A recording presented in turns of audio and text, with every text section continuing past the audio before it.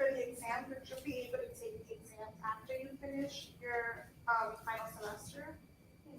It all depends on which program you're in. So if you're a Hunter College School of Education student, students in our programs are required to take the EAS and the CST prior to being accepted into student teaching. You'd have to check with your program advisor in your specific program if you're not a Hunter student. Moshe? Yes, can you start this process right at the beginning of your final semester, or should you wait until the middle? You mean the applying on Yes. Teach for your certification? You could start that right at the beginning of your final semester. Thank you.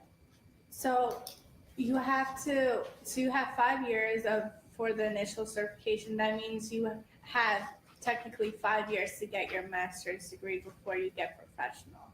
Is that what you're saying? So like, let's say I taught for 2 years and then I go for my master's and it's a 3-year program, then I can get the extension if it takes longer than the initial certification ends?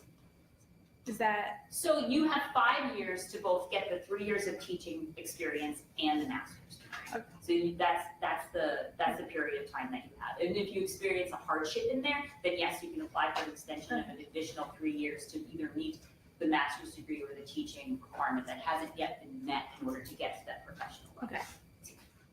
There was a question.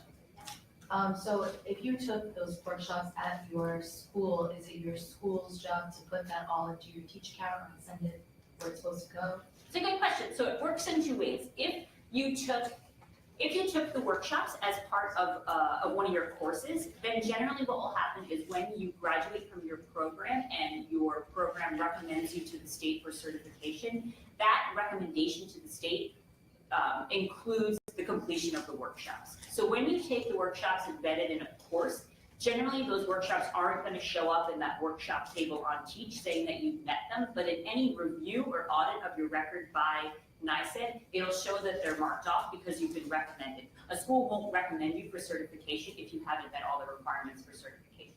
Now, if you've taken the workshops with an outside provider, so not a provider at your school, if it's not going to be, the workshops haven't been included in class, and you did something online, or you went to continuing education to, let's say, a DASA workshop, then the provider is responsible for reporting your completion to the state, and it should show up on your teach account. So that's just one thing to know. If you take it within a class, you don't really have to worry about it being on your teach account because the recommendation will make it so. But if you take it with an outside provider, then you want to make sure just to check your teach account to see that the workshop is on there.